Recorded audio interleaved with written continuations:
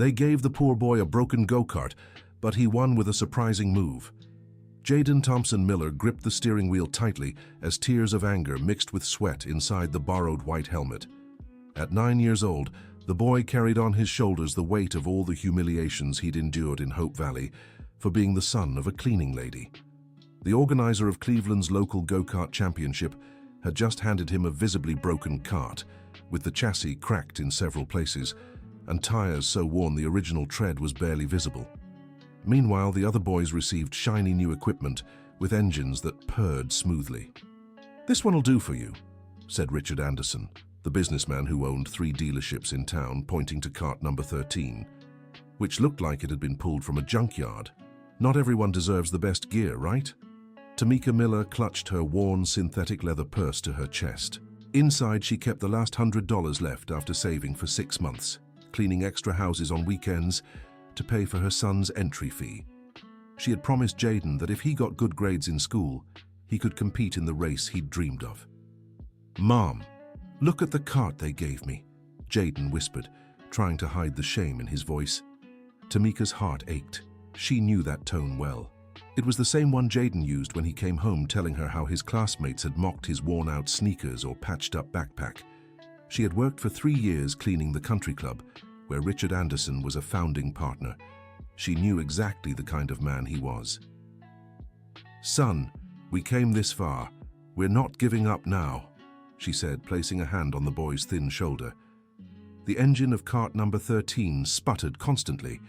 With every attempt to start it, it choked, coughed like an old sick man, and died again. The other young racers, all dressed in colorful jumpsuits and custom helmets, watched the scene with quiet laughter. "Dad, look at this," said Brandon Anderson, Richard's son, pointing at Jaden. "The kid can't even get that junk to start." Brandon was the same age as Jaden, but wore a metallic blue jumpsuit with his name embroidered on it and a professional helmet that cost more than Tamika's monthly salary.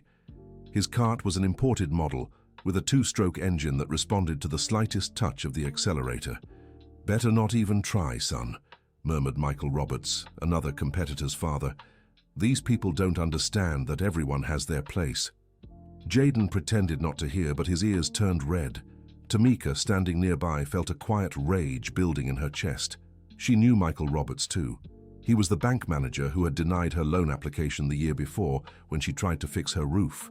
He was the one who told her cleaning ladies couldn't prove sufficient income. Dear listener, if you're enjoying the story, don't forget to like and subscribe to the channel. It really helps us newcomers. Now, back to the story.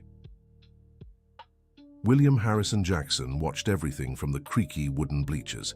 At 72, the retired racer recognized the scene all too well. 40 years ago, he had been the poor kid given the worst equipment in a race. The difference was, back in his day, there weren't as many safety rules. William had lost everything after a crash in American Formula in 1987. A collision at the S-curve in Watkins, Glenn broke his leg in 6 places and ended his promising career. Since then, he lived on a small pension in a modest house in downtown Cleveland, watching minor competitions as a way to ease the longing for what could have been. But there was something in that boy's determined gaze that touched him deeply. During the practice laps, Jaden's go-kart kept stalling. The engine failed on the curves, the tires slipped without grip, and the brakes screeched as if they might give out at any moment. With every incomplete lap, the laughter in the stands grew louder. "I don't even know why he signed up," remarked Karen Williams, the mother of one of the competitors. "It's just embarrassing." Tamika pretended not to hear, but her nails dug small grooves into her clenched palms. She had raised Jaden alone since he was 3, when Darnell, her husband, left, saying he couldn't take living in that poverty anymore. The boy grew up hearing broken promises and dreaming of a father who never returned. The only support they ever had was from Grandma Dorothy, Jaden's paternal grandmother, who lived with them in a 2-room house at the end of Hope Valley. At 68, the woman supported the family with her $200 pension and some sewing jobs she managed from home. "Jaden, come here," called William, stepping down from the stands during a break in practice. The boy approached warily. He was used to adults who asked questions only to humiliate him later. "What's your full name, son?" "Jaden Thompson Miller, sir." Thompson Miller. William paused for a moment as if a ghost from the past had appeared before him. Your father isn't Darnell Parker, is he? You knew my dad? Jaden asked, his eyes lighting up for the first time that day. I did, yes. He was the best mechanic I've ever seen, had magic fingers when it came to engines. Tamika moved closer to the conversation. Hearing about Darnell still hurt, even after all these years. Your father taught me a driving technique I've never seen anyone else use, William continued. A way to use the car's weight, to take curves that seem impossible. Why did my dad never tell me this? Jaden asked. William glanced at Tamika, who shook her head slightly. It was better the boy didn't know Darnell had left because he couldn't stand being poor. Your father was a complicated man, son, but he had plenty of talent. And from what I can see, you've inherited that from him. Just then, Grandma Dorothy appeared on the track carrying a heavy plastic bag. The petite gray-haired woman had used the last $50 of her pension to buy used parts from a junkyard in town. Sweetheart, I got a few things, she said, out of breath. Old Joe at the junkyard set aside some parts that might work. Jaden hugged his grandmother tightly. Grandma Dorothy always smelled like coconut soap and sugar because she made sweets to sell outside the school on weekends. Grandma, you didn't have to spend that money. Of course I did. You're my grandson. If there's even a chance for you to chase your dream, I'll fight for it. Richard Anderson watched the scene from a distance and approached with an irritated expression. You can't modify the cart, he said sternly. The rules are clear. You race with what's provided. But sir, we just want to change a spark plug, Tamika explained. Rules are rules. And since we're talking about rules, I'm implementing a new one. For everyone's safety, I'm setting a minimum speed of 25 miles per hour on the straights. Anyone who can't maintain that speed will be disqualified. William sighed heavily. 25 miles per hour was exactly the speed Jaden's faulty engine couldn't consistently reach. That's unfair, Tamika protested. Ma'am, if you don't like the rules, you're free to leave. No one forced you to participate, Richard shot back. That evening at the house in Hope Valley, neighbors gathered to try and help. Mr. Mark, who worked at a repair shop, brought some tools. Mrs. Mary, who sold meals on the corner, showed up with coffee and bread. Johnny from the bar offered his backyard as a makeshift workshop. This engine is sabotaged, said Mr. Mark after examining the go-kart for 2 hours. Someone put incompatible parts in on purpose. Look, this carburetor is for a 4-stroke engine, but the engine is 2-stroke. You mean someone did this deliberately? Tamika asked. No doubt about it. This doesn't happen by accident. Jaden was sitting on the doorstep, listening to the adults talk. He felt a knot in his chest he couldn't undo. It was always like this. Every time he tried something different, something that could change his life, something or someone showed up to put him back in his place. Son, come here, Grandma Dorothy called. The boy walked over to his grandmother, who was sitting in a plastic chair in the yard. I'll tell you something about your grandfather, she said, running her gray-haired hand through his hair. When I was young, your grandpa Benjamin worked on a farm nearby. The boss always gave him the worst horses to tame. Know why? No, Grandma. Because he knew your grandpa was so good he could tame even the animals no one else could. In the end, your grandpa became known as the best tamer in the region. Sometimes, son, they give us the worst because they know we can work miracles with little. Jaden hugged his grandmother. Grandma Dorothy always knew the right words to say. On the morning of the race, Jaden woke before sunrise. His stomach growled, but he was too nervous to eat. Tamika had prepared coffee with milk and bread with margarine, the same thing they ate every day. Mom, what if I can't do it? He asked. Then at least you tried, and that's already more than most people do in life. When they arrived at the track, William was already waiting. Jaden, come here. I'll teach you the technique your father showed me a long time ago.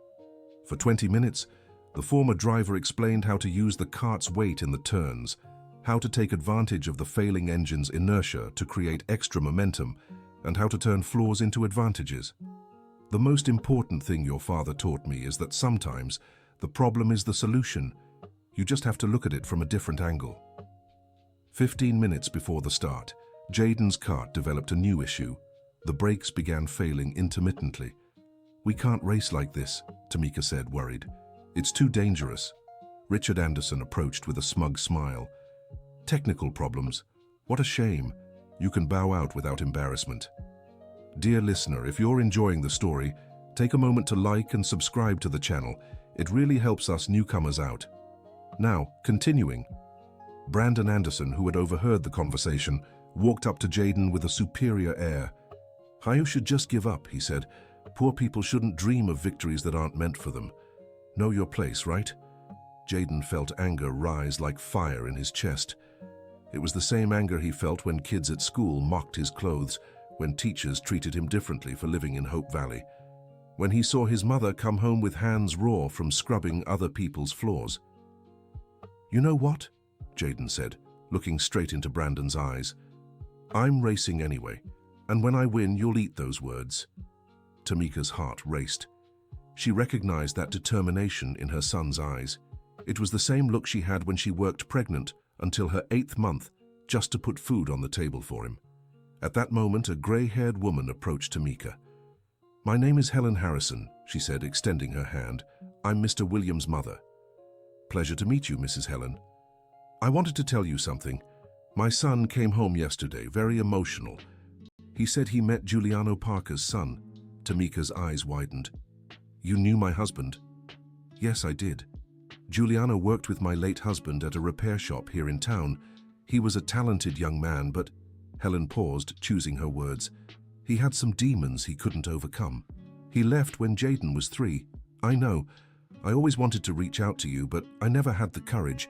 Giuliano asked me to look after you if you ever needed help. He left a letter." Helen pulled a yellowed envelope from her purse.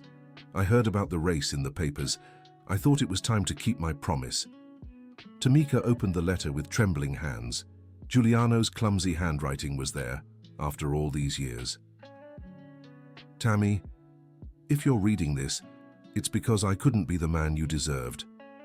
I was always too weak to fight poverty and too stubborn to accept it. I'm leaving because I think you'll be happier without me. There's something I never told you. When I was a kid, I dreamed of being a racer. I learned a special driving technique from William's father. If our son ever wants to race, teach it to him. Tell him his father may not have been a good man, but he knew how to take impossible turns. Love, Giuliano." Tamika quickly wiped away her tears. She couldn't show weakness now. "Mrs. Helen, thank you so much for keeping this. There's one more thing. I brought about $10,000 that Giuliano left with me.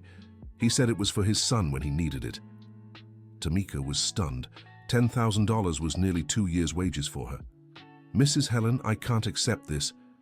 "Of course you can. It's your son's right." But at that moment, the race was about to begin. There was no time to think about money. Jaden was already on the starting grid in last place, his engine sputtering. The crowd in the stands was small, but everyone was watching Kart number 13 with a mix of pity and morbid curiosity. They wanted to see how far this joke would go. "Racers, prepare for the start," the announcer called over the loudspeaker. Jaden took a deep breath. He remembered his grandma's words about his grandfather Benjamin. He remembered William's advice. He remembered the letter from his father he'd just discovered. But most of all, he remembered the tired face of his mother, waking up at 5 every morning to go to work. "Attention racers, start in 5, 4, 3, 2, 1, go!" Jaden's cart barely started. He sat still for nearly 5 seconds while the others shot forward. When he finally got going, he was already 20 meters behind the last racer. The crowd laughed. Some even clapped mockingly. "It's over, Mom," a woman in the stands said. "The kid didn't even move." Tamika clenched her fists. Grandma Dorothy held her hand. "Easy, dear. The race isn't over." At the first turn, 3 racers tried to cut Jaden off on purpose, a dangerous move that could have caused a serious crash. But Jaden remembered what William had taught him about using the cart's weight to his advantage. Instead of fighting for the inside, he let the heavy, unwieldy cart drift wide, taking a line that looked completely wrong. But the extra weight gave him stability the lighter carts didn't have. He passed all 3 competitors on a path no one thought possible. "What the hell was that?" Richard Anderson muttered. William smiled from the stands. It was exactly the move Giuliano had invented decades ago. But Jayden's kart kept sputtering. On the next straight, the engine sputtered 3 times, losing speed drastically. The competitors he had passed earlier overtook him again. "The boy is trying, but this go-kart isn't in any shape to race," commented the announcer. On the 5th lap out of 15, something dramatic happened. The go-kart of Brandon Anderson, who was in 2nd place, began having mechanical issues. White smoke poured from the engine and it quickly lost power. "Dad, the kart's failing," Brandon shouted over the radio. Richard Anderson ran to the edge of the track, stunned.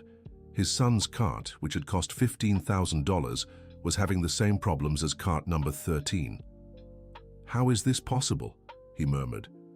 William, who had been watching everything, began to suspect something.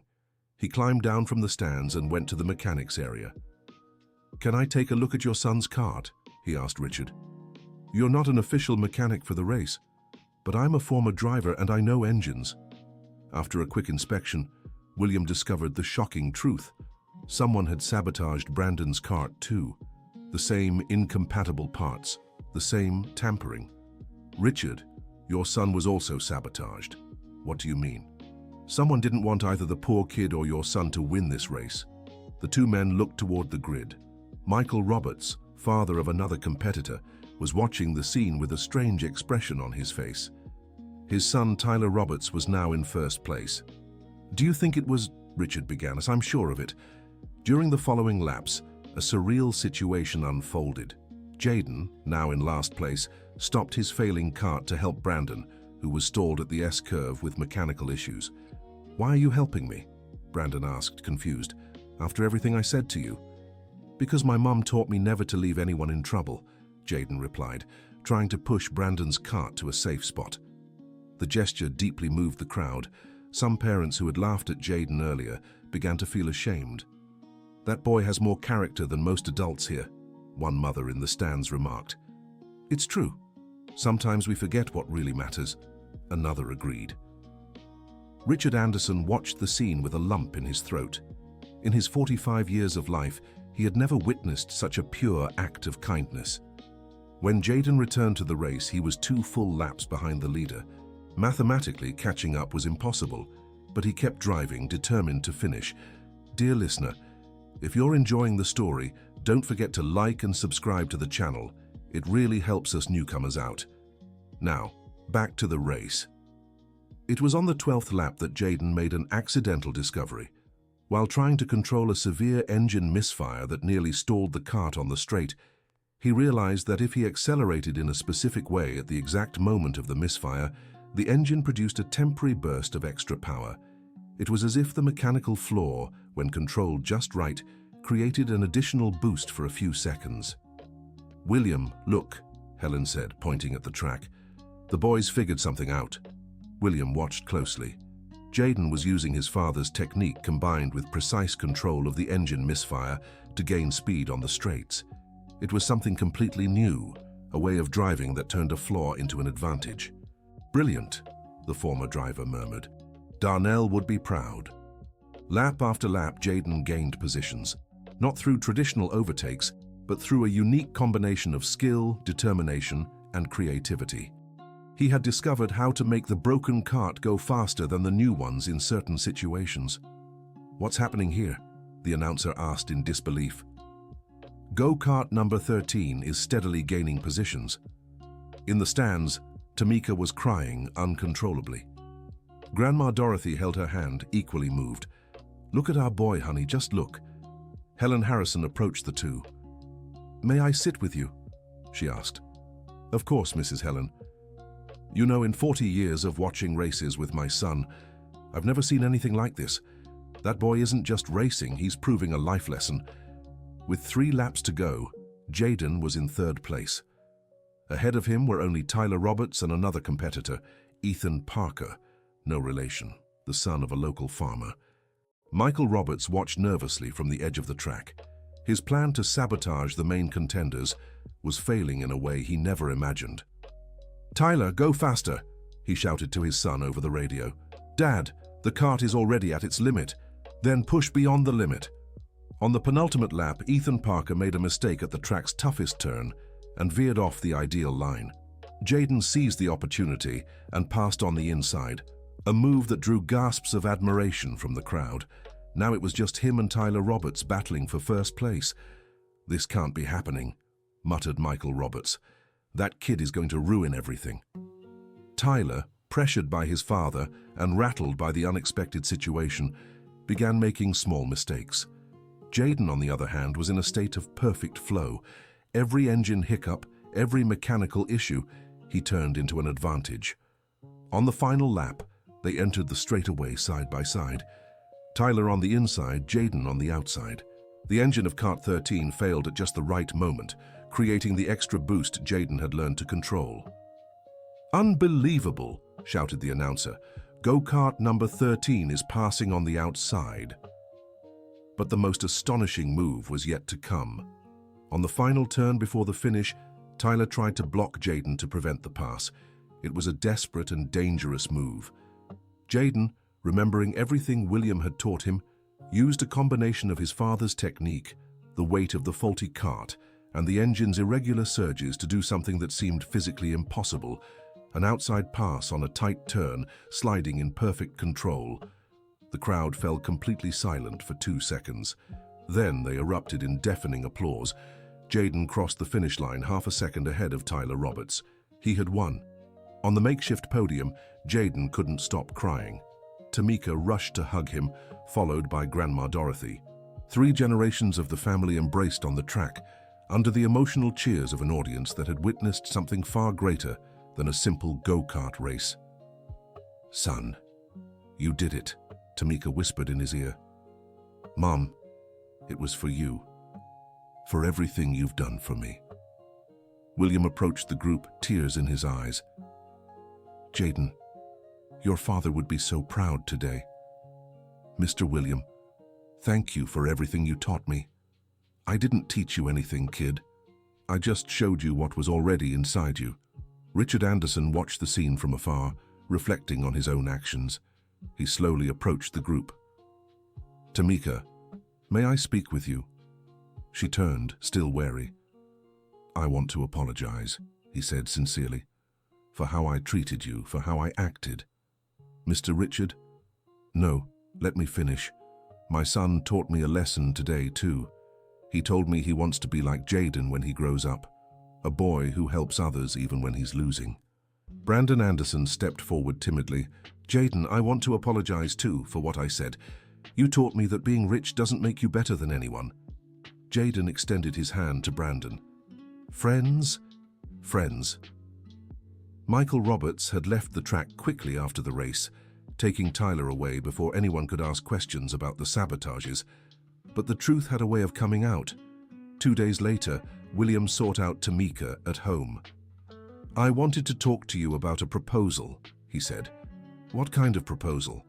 "I'd like to train Jayden for free. I have some connections in motorsports. I think he could go far." Tamika looked at her son, who was playing in the yard with a wooden car that Mr. Mark had made for him. "Mr. William, I don't have money for equipment." "I've already thought about that. Richard Anderson came to me yesterday. He wants to sponsor Jayden.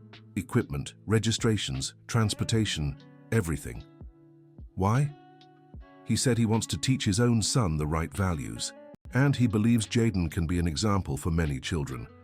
That same week, other parents who had watched the race approached Tamika. They offered her better jobs with more decent pay.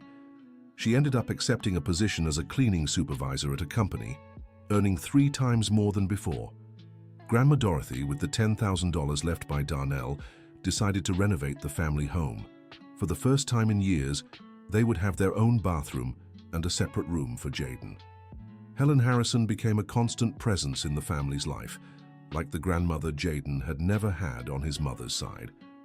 3 months after the race, Jayden competed in his second championship. This time, with proper equipment and professional training. He won by a comfortable margin. But the victory he was most proud of was still that first one, achieved with a broken go-kart and a lot of determination. The community kart project emerged naturally. Jayden began teaching other children from Hope Valley, using recycled materials and donated parts. William helped with the technical side, while Richard Anderson provided the location for training. Want to know the secret? Jayden would tell the new boys. It's not the kart that makes the driver, it's the driver that makes the kart. Brandon Anderson became his best friend and training partner. Together, they developed new driving techniques that blended traditional approaches with the creativity needed to overcome limitations. Michael Roberts never showed up at kart competitions again. Tyler moved with his family to another city, but before leaving, he sought out Jayden to apologize for what his father had done. "It's not your fault," Jayden said. "Everyone is responsible for their own choices." 1 year after the historic race, Jayden was invited to compete in a state championship. In the pre-race interview, a reporter asked him about the secret to his success. "I learned that obstacles are only insurmountable if you believe they are," he replied, with the wisdom of someone who had lived more in 9 years than many do in a lifetime. Tamika, watching the interview from the stands, smiled proudly. Her son had become much more than a talented driver. He had become a symbol that it's possible to win when you have determination, character, and the support of the right people. Grandma Dorothy, who now attended all her grandson's races, always brought candy to share with the other children. She said victories only mattered when they were shared. William found in mentoring Jayden the redemption he had been seeking for decades. Teaching Giuliano's son to fly on the track had healed old wounds he didn't even know still hurt. Helen Harrison documented every victory, every progress, as if she were writing a book about overcoming adversity. And in a way, she was. Richard Anderson completely changed his worldview. The businessman who once believed money could buy everything learned there are values that are priceless. He expanded the sponsorship program to include other underprivileged children interested in motorsports. 2 years later, when Jayden was 11, he received an unexpected invitation. A professional kart team wanted to hire him to compete at the national level. "Mom, what do you think?" he asked. "I think you should follow your dreams, son. But never forget where you came from and the people who helped you along the way." The night before his first professional race, Jayden couldn't sleep. He got up and went to the backyard, where kart number 13 was stored. Even though he now had modern equipment, he made sure to keep that broken kart that had changed his life. Tamika found him there, running his hand over the cracked body. "What's on your mind, son?" "Mom, if my father hadn't left, do you think I would have learned to be strong on my own?" Tamika hugged her son. "Son, sometimes people come into our lives to teach us something, and other times they leave to teach us something else. Your father taught you that you could be better than him. Do you think he knows I became a racer? I'm sure he knows, and I'm sure he's proud." The next morning, Jayden headed to his first professional competition. On his helmet, he had embroidered a phrase he would carry forever: "Transform obstacles into opportunities." The race was broadcast on regional TV. In Hope Valley, all the neighbors gathered at Mrs. Mary's house to watch. When Jayden crossed the finish line in 3rd place, the whole neighborhood celebrated as if it were a US victory in the World Cup. "That boy is our pride," said Mr. Mark, emotional. "That's what happens when you believe in your dreams," Mrs. Mary agreed. Years later, Jayden Thompson Miller became the first racer from Hope Valley to compete in the American Formula National Series. In every interview, he made sure to tell the story of the broken kart that had changed his life. Tamika never had to work as a cleaner again. With her son's success, she opened a small cleaning business that employed several women from the neighborhood, offering fair wages and decent working conditions. Grandma Dorothy lived to see her grandson become a nationally respected racer. At 75, she still made sweets to bring to the races, but now in industrial quantities to distribute to all of Jayden's fans. William became Jayden's official coach and mentor to several other young racers. His free racing academy for underprivileged kids became a national benchmark. Helen Harrison wrote a book telling Jayden's story, titled "The Lap That Changed Everything." The book became a bestseller, and all proceeds were donated to social projects related to motorsports. Richard Anderson turned his company into one of the top sponsors of grassroots motorsports in the US. His son Brandon, inspired by Jayden, also became a racer, but always remembered that what mattered wasn't winning, but how you won. The Hope Valley Community Project grew so much that it became an official racing school. Dozens of underprivileged kids passed through, and many earned scholarships and opportunities in the sport. Michael Roberts, years later, sought Jayden out at a race to publicly apologize. Jayden, who had become a mature and wise man, accepted the apology and even offered help so Tyler could race again if he wanted. The story of the boy who won with a broken cart became legend in American motorsports. But for Jayden, the most important thing wasn't fame or trophies. It was knowing he had proven that any tough situation could be turned into an opportunity for growth. In his professional career, Jayden won many important races. But he always said his greatest victory had been that first one, when at 9 years old, he discovered that the difference between winners and losers isn't in the equipment you have, but in the determination you carry. Tamika, now a successful businesswoman, would always get emotional watching her son on the tracks. Each of his victories was a victory for everyone who believed in that humble boy who refused to give up.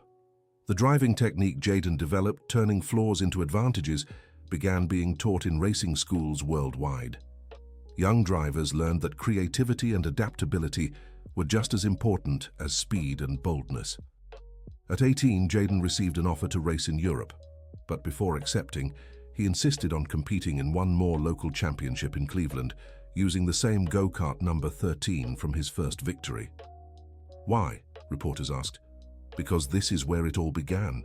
And when you reach the top, it's important to remember the foundation that supported you. In that special race called Back to the Roots, Jayden competed against a new generation of young drivers, many inspired by his story. Even with the old faulty go-kart, he won again, proving that some lessons transcend time.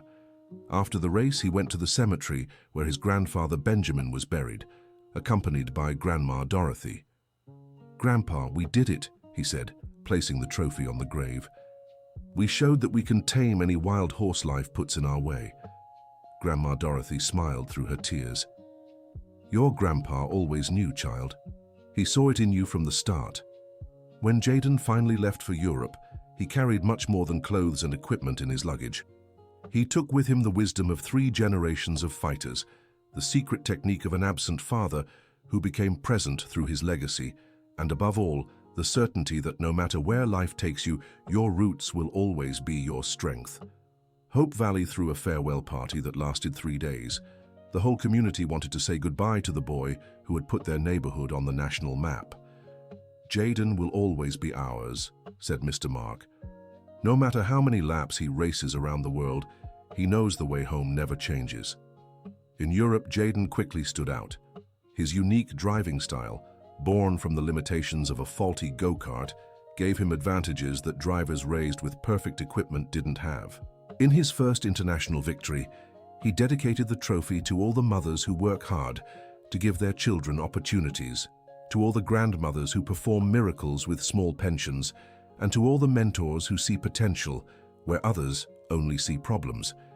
Jayden's podium speech, broadcast worldwide, ended with a line that became famous: "This victory isn't mine. It belongs to everyone who believed a broken go-kart could fly." Back in the United States for vacation, Jayden always made sure to visit the Hope Valley School named after him. He talked to the kids, shared his story, and most importantly, taught them that the key wasn't being the fastest, but being the most determined. "Uncle Jayden," some child would inevitably ask, "how do we become racers?"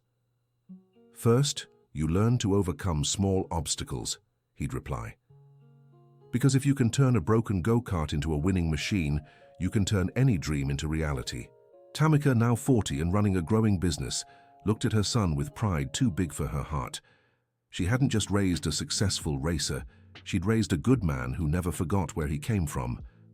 "Mom," Jayden said during one visit, "do you know what the most important day of my life was?" "Which one, son?" "The day you decided to save up to enter me in that championship. Because that's when I discovered that a mother's love is the most powerful fuel there is." Grandma Dorothy, now 80 years old, still watched every one of her grandson's races on TV. With every victory, she'd say a prayer of thanks and bake sweets to share with the neighbors in celebration. Jayden's story had spread across the world. Documentaries were made, books were written, movies were filmed. But for him, The most important thing was knowing his journey inspired other children to believe in their dreams. In schools all across the United States, teachers told the story of the boy who turned a broken go-kart into a winning machine to teach perseverance, creativity, and family values. William, now 78, still trained young drivers. He always began his lessons by telling Jayden's story and explaining that skill without character won't take anyone very far. The difference between a good driver and a great driver, he'd say, isn't speed. It's the ability to find solutions where others only see problems. Helen Harrison released the second edition of her book about Jayden, this time including his international journey. The book was translated into 15 languages and distributed for free in schools across developing countries.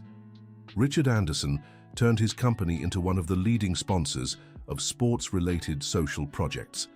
His foundation had already helped over 1,000 underprivileged children gain access to motorsports. Jayden taught me that investing in people is life's best business, he said in interviews. You can make money, but when you change a life, you gain a purpose.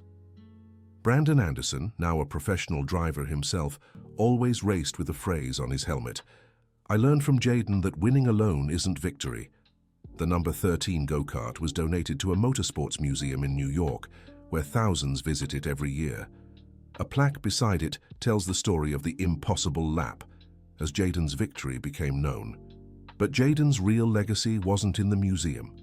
It was in the hundreds of children who passed through Hope Valley's school, in the families whose lives improved through the social projects inspired by his story, and most of all, in the living proof that with determination, love, and support from the right people, any obstacle can become an opportunity. At 25, already an internationally acclaimed driver, Jayden returned to the United States to start his own racing team. His goal was to discover and train new talents from underprivileged communities, offering the same opportunities he'd been given. I want to find the next kid with a broken go-kart, he'd say, smiling, because I know that's where the next champion is. The Hope Kart team, as it was named, became one of the most respected in national motorsports, not just for its wins, but for the values it taught: humility, determination, solidarity, and perseverance. Tamika was asked to manage the team. For the first time in her life, she worked somewhere where she was respected, not for what she cleaned, but for what she built. Son, she said on the day of the team's headquarters opening, remember when you were little and asked why life was so hard for us? I do, Mum. Now I know the answer. It was to prepare you to help others going through the same struggles. Grandma Dorothy, present at the opening at 83, cut the ribbon at the main entrance. Her hands trembled slightly, but her eyes shone with pride. My grandson was always special, she told the reporters, but not because he was more talented than others, because he never lost the kindness in his heart. William was appointed as the team's technical director. At 81 years old, he had found a new purpose in life through the mission of discovering new talents. Every boy who comes here with a dream reminds me of Jayden 15 years ago, he would say. My job is to show them that any dream is possible, as long as you're willing to fight for it. Helen Harrison documented everything for her third book, which would tell the story of how an individual dream became a collective mission for social change. The first class of the Hope Kart team consisted of 20 children from underprivileged communities across the United States. Each had a story of overcoming adversity, each discovered through social projects connected to Jayden's journey. Welcome to the family, Jayden said on the first day of training. Here you'll learn that the most important thing isn't where you came from, but where you want to go. Among the children was Gabrielle Parker, a 10-year-old girl from a Miami slum, who had built her own go-kart from scrap to practice on a dead-end street in her neighborhood. Uncle Jayden, she asked on the first day, is it true you won a race with a broken go-kart? It's true, Gabrielle, but want to know the secret? I do. The kart wasn't broken, it was just waiting for someone who knew how to turn its differences into an advantage. The phrase became the team's unofficial motto. Children from all over the country began arriving in Hope Valley, brought by families who had heard about the project. Tamika Miller created a family support program, offering vocational courses for parents while the children trained. The idea was for entire families to grow together. Richard Anderson expanded his sponsorship, building housing for families who came from afar and establishing a scholarship fund so the children could continue their education while training.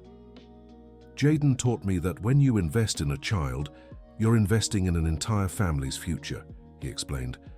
The project grew so much that it gained international attention. Delegations from other countries came to learn about the American model of social inclusion through motorsports. How do you find so much talent in poor communities? Asked a European journalist. Because talent doesn't pick an address, Jaden replied. It's born wherever it wants. Our mission is to find it and give it the tools to flourish.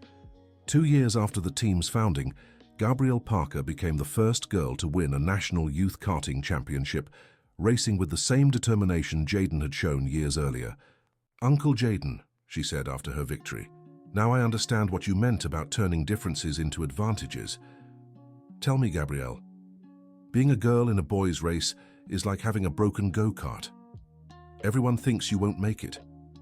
But when you prove them wrong, you don't just win the race, you win against prejudice. Gabrielle's victory inspired hundreds of other girls to take an interest in racing. Tamika created a special program for them, proving that Jaden's project was creating waves of change far beyond motorsports. Grandma Dorothy, now 85, became the official grandma for all the team's children. She still made sweets, but now had a team of community volunteers to help. Every child who comes here is my grandchild, she'd say. And no self-respecting grandma lets a grandchild go without love or sweets. William developed a unique teaching methodology based on the philosophy of turning limitations into opportunities. The method was adopted by racing schools in several countries. I don't just teach driving, he explained. I teach people to see life as a track where every obstacle can become an opportunity to overtake. Helen Harrison launched her third book, The Lap That Inspired the World, which became an international bestseller. All proceeds were invested in expanding the team's social projects. The original Kart number 13 was loaned by the museum for a traveling exhibition that visited schools across the United States. Each stop included talks on perseverance and racing workshops for underprivileged children. Seeing this kart is like seeing a symbol of hope, said a teacher from New York. Our kids learned that it's not about what you have, but what you do with what you have. 5 years after the creation of the Hope Kart team, over 200 children had gone through the program. Many became professional racers, others pursued different careers, but all carried with them the lessons of perseverance and solidarity. Jaden, now 30, had become much more than a successful racer. He was an agent of social change, a living symbol that it's possible to change the world one life at a time. What's your proudest achievement? Asked a journalist in a special interview marking 20 years since his first victory. It's not my trophies, Jaden replied. It's knowing there are hundreds of kids across the United States who look at an obstacle and ask, how can I turn this into an opportunity? That's my real legacy. Jaden's story had transcended racing. It became a case study in universities, inspiration for films, and the subject of master's and doctoral theses on social inclusion and community development. But to him, the most important thing was the letters he received from children worldwide, sharing how his story changed the way they face their own challenges. Uncle Jaden, my bike is broken, but I'll still ride it to school because I learned from you that it's not about having the best, but doing your best with what you have, he read in a letter from a girl in the Midwest. Jaden, my name is Robert, and I live in an underprivileged community in Mexico. My dream is to be a racer like you. I'm building my own kart from scrap because I learned that big dreams start with small actions, read another letter, this time from abroad. Tamika, now a respected businesswoman and speaker on social entrepreneurship, always got emotional reading these letters. Son, you've done much more than win races, she said. You've taught the world that poverty isn't a place for resignation. It's a place for fighting and winning. Hope Valley had completely transformed. What was once a neglected neighborhood was now a hub for social tourism, visited by people from around the world who wanted to see where Jaden's story began. Mr. Mark opened a specialized kart workshop, employing several local youth. Mrs. Mary expanded her home-cooked meal business into a full restaurant. Johnny from the bar turned his place into a cultural center, hosting racing talks and events. Jayden didn't just change his own life, said Mr. Mark. He changed the whole community. He proved that when one person truly succeeds, they lift everyone with them. The city government created the Hope Kart program, replicating Jayden's team model in other underserved areas. In 5 years, the program had served over 1,000 children. Jayden taught us that social investment isn't an expense, the mayor explained. It's the most profitable investment a society can make. Michael Roberts, who had disappeared after the sabotage scandal, returned to town after 15 years. He sought out Jayden for a meeting that would change both their lives. "Jayden, I know I don't deserve your forgiveness," he said, tears in his eyes. "But I wanted you to know that I've spent all these years thinking about what I did. I destroyed my own family out of envy and pettiness."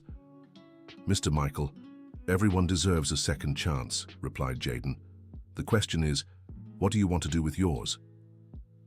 Michael had lost everything after leaving town: his marriage, his job, his relationship with his son. He had spent years doing manual labor, experiencing firsthand the humiliation he had once inflicted on Jayden's family. "I want to work in your program," he said. "I'm not asking for a salary or a position. I just want the chance to teach other kids that the path I chose leads only to destruction." Jayden discussed the proposal with the team. William, initially resistant, eventually agreed. "Everyone deserves the chance to redeem themselves," said the former racer. "And who better than him to teach about the consequences of envy and prejudice?" Michael became a volunteer for the program, sharing his own story as an example of how not to act. His talks on the consequences of prejudice became one of the most sought-after activities in the team. Tyler Roberts, Michael's son, also returned to town years later. Now a doctor, he sought out Jayden to offer free medical services for the children in the program. "My father taught me, through his mistakes, the importance of choosing the right side of history," said Tyler. "I want to honor that lesson." The Roberts family's reconciliation with the community was another emotional chapter in the story that had begun with a 9-year-old boy and a broken go-kart. Brandon Anderson, now an established professional racer, started a go-kart safety equipment company, reinvesting part of the profits into Jayden's program. "I've learned that success without purpose is just noise," he said. "I want my company to be part of the solution, not just the profit." The partnership between former rivals became an example of how healthy competition can lead to constructive cooperation. 15 years after his first victory, Jayden was invited to speak at the UN about social inclusion through sports. He was the first American racer to receive such an honor. "My story isn't special because I won a race," he told the representatives from 193 countries. "It's special because it proves that when a community believes in a child, that child can change the world." Jayden's speech at the UN inspired the creation of the Global Hope Kart program, which brought the American methodology to developing countries across all continents. Tamika accompanied her son to New York, representing all the mothers who work hard to give their children opportunities. "I never imagined cleaning bathrooms would prepare me for a stage like this," she said in an interview. "But I've learned that dignity can be found anywhere, and that's what I tried to teach my son." Grandma Dorothy, now 90 years old, watched the speech on TV surrounded by all the children from the program who considered her their grandmother. "Look at our boy," she said, moved. "From a broken go-kart to the whole world, that's how God writes beautiful stories." William, now 85, also watched from home, knowing he had fulfilled the promise he made to Darnell decades ago. "Darnell, your son honored your legacy," he murmured, looking at an old photo, "and went far beyond anything any of us could have imagined." Helen Harrison turned the UN speech into the final chapter of her 4th book, From a Broken Go-Kart to the UN, A Story of Global Transformation. The Hope Kart team headquarters in Cleveland became a municipal historical landmark. Kart number 13 returned from the museum to take a place of honor at the main entrance, where a plaque read, "Here began the proof that dreams know no social class." 20 years after his first victory, Jayden launched the Hope Lap Foundation, which expanded the concept beyond motorsports, offering opportunities in various fields for underprivileged children: music, literature, technology, and diverse sports. "I learned that the goal isn't just to train drivers," he explained at the launch. It's to raise citizens who know how to transform obstacles into opportunities in any area of life. Gabrielle Parker, now 25 and a successful professional driver, became the foundation's first executive director. Uncle Jaden taught me that when you receive an opportunity, your responsibility is to multiply that opportunity for others, she said. The Transform Obstacles into Opportunities methodology was adopted by educational systems in 15 countries, proving that the principles learned on a go-kart track applied to any of life's challenges. Teachers worldwide used Jaden's story to teach perseverance, creativity, teamwork, and family values. This story proves that education doesn't only happen in classrooms, explained a Finnish educator. It happens whenever someone refuses to accept limitations as final.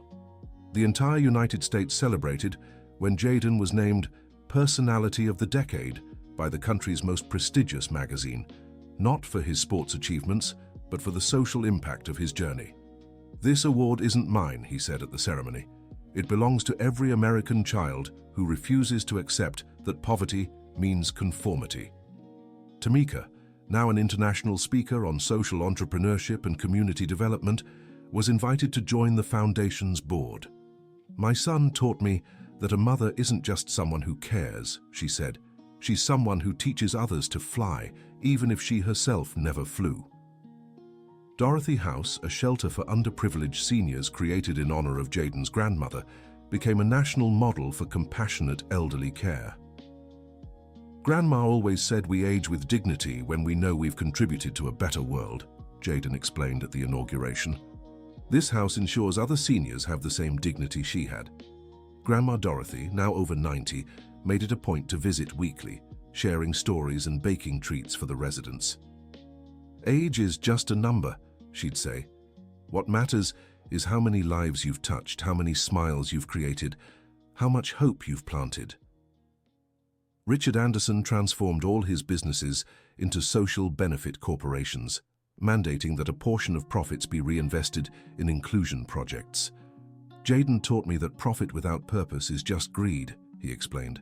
"I've turned my businesses into tools for social change." The Jaden methodology of education through sports was recognized by UNESCO as an educational heritage of humanity and recommended for global implementation.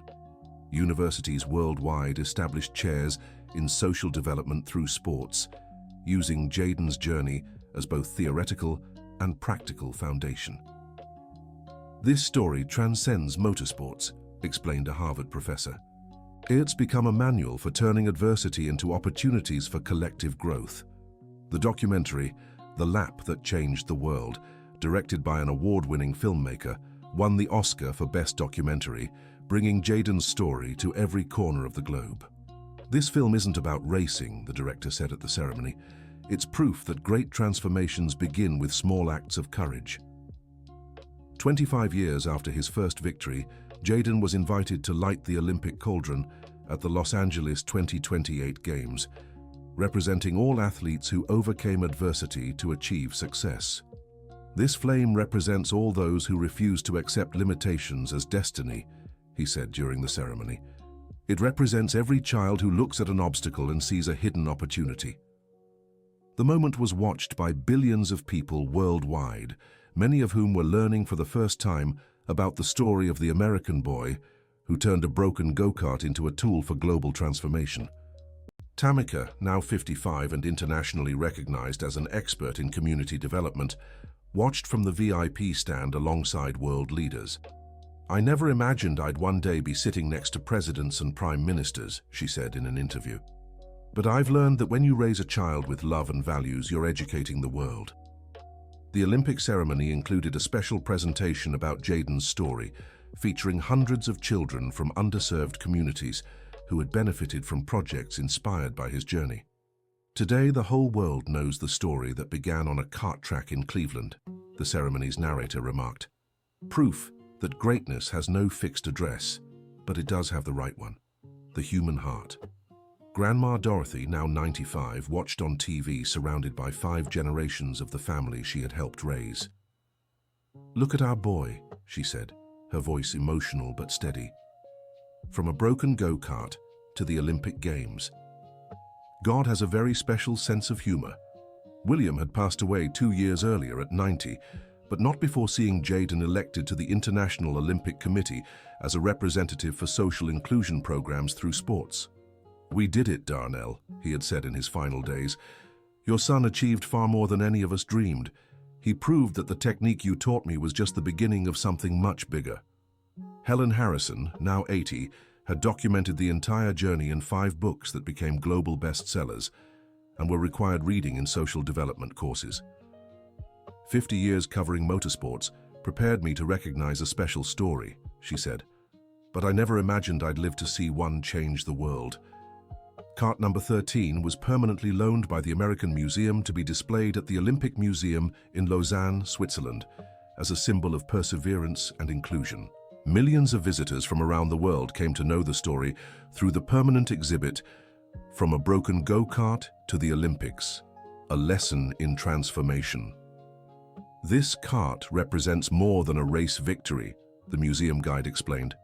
It's proof that limitations are just starting points for human creativity. After the Olympics, Jayden announced his retirement from racing at 33, at the peak of his sports career, to dedicate himself fully to social work. "I've won everything I wanted on the track," he said. "Now I want to win in life to leave the world better than I found it." The decision surprised the motorsports world, but was applauded by all who knew his journey. "Jayden always knew racing was just the vehicle for a greater mission," commented a sports journalist. "Now he's devoting himself full-time to that mission." End of story. Now tell me what you thought of this story. Do you believe Jayden made the right decision? In the comments, share your thoughts on the most emotional moment and tell me if you've ever faced a situation where you had to turn an obstacle into an opportunity. Thank you so much for joining this journey. Don't forget to like and subscribe for more inspiring stories like this.